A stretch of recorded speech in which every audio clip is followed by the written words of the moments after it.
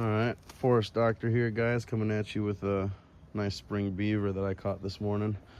Basically, what I'm going to show you today is how to make that beaver look similar to this beaver by hooping it up on a beaver hoop.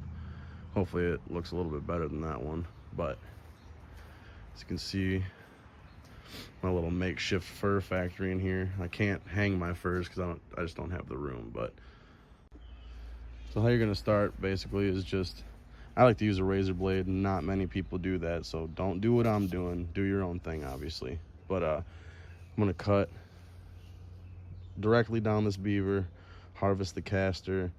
I got a guy that takes the feet. I'm gonna keep the head, and I'm gonna be very careful and get as close to that flesh and that meat as possible while I flesh this thing. So the actual fleshing process on these boards over here should be a breeze, and then I can get it up on a hoop and make it look really nice. All right, as you can see here, I made my initial cut all the way down, and basically you're just trying to get as close to this red meat as possible, that belly meat right there. As you can see, I went a little too deep in right there. That's no problem though, you can work over that. So all I'm gonna do is keep going down, do that on this side. Right here you can see I kind of went around the caster. I like to do that. I'm not sure if everybody does that, but that's how I like to do it. Like I said, use what works for you. I like to use a razor blade and just be very delicate. And as you can see, it does pretty decent.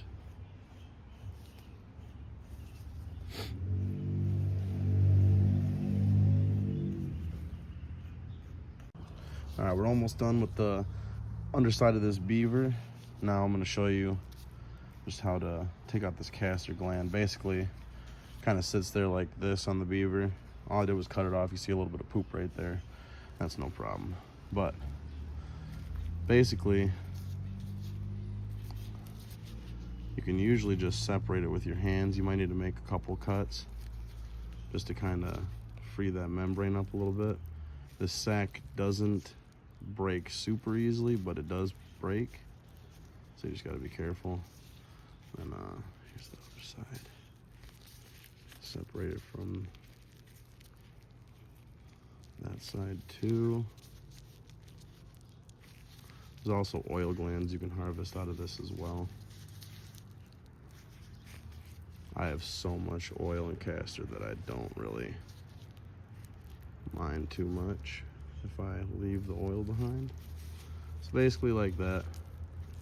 You'll see there's two sides to that gland, and you just want to go get off as much of this stuff as you can, obviously the membrane, and then just go up as high as you can and cut right there. All right, almost done skinning this guy up.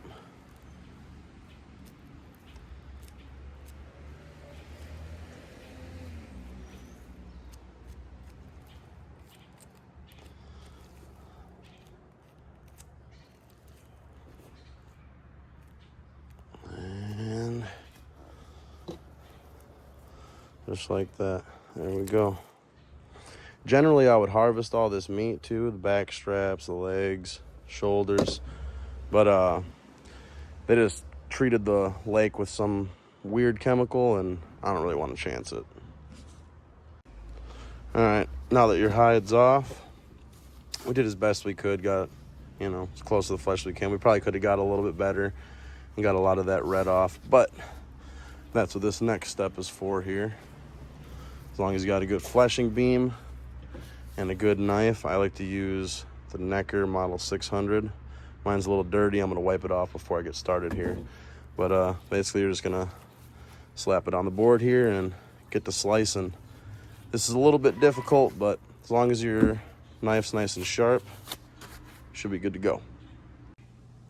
So what I do to start is go about halfway down, kind of have that board, the point of the board up against your waist here, and a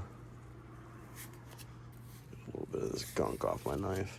And basically, you're gonna start slicing down at this hide ever so gently, but with enough pressure to go through that red stuff right there to reveal that beautiful white. You're gonna do that all over. The middle section is probably the most difficult, along with the face and the tail end. But like I said, you got a nice sharp fleshing knife like this here Necker, then you will be good. All right, now that your beaver's all fleshed down, this is pretty close to how it should look, if not better. I'm pretty happy with this though. The tail is a rough spot to get to, but we got most of that off. The head obviously too. I'm not too worried about that. Basically, to hoop it now or put up, you're gonna kind of gauge it with this beaver hoop right here. And to start, you're just gonna loosen up this wing nut. So you can see if you got your hand on this part and on the wing nut, you can kind of adjust it to whatever size you want. Go a little bit bigger than your beaver, but keep in mind that you're gonna want to make this hoop like an oval, and I'll show you. Just kind of use your foot and yank up on it to kind of gauge your beaver size here. I'm gonna make this a little more of an oval shape and kind of drop the circumference down, but that's basically how it starts. Now that you kind of got it in the shape, the size that you want, that's when you're gonna start using these guys right here, beaver hoop hooks.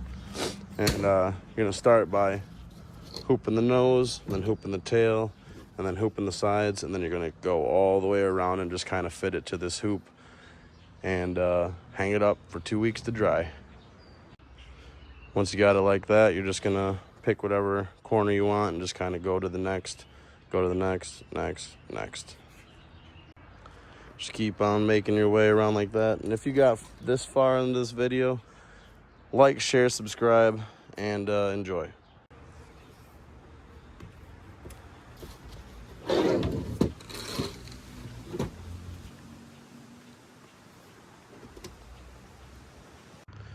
All right, your finished product should look something like this. Now, some of you might get mad at me for this next part, but since I don't have a fancy outbuilding to dry this stuff in to keep the flies away, I just add some borax to it. I kind of have to out here, so. Thanks so much for watching, guys. If you made it this far, please like, share, subscribe, comment, and if you're a hater, fuck you.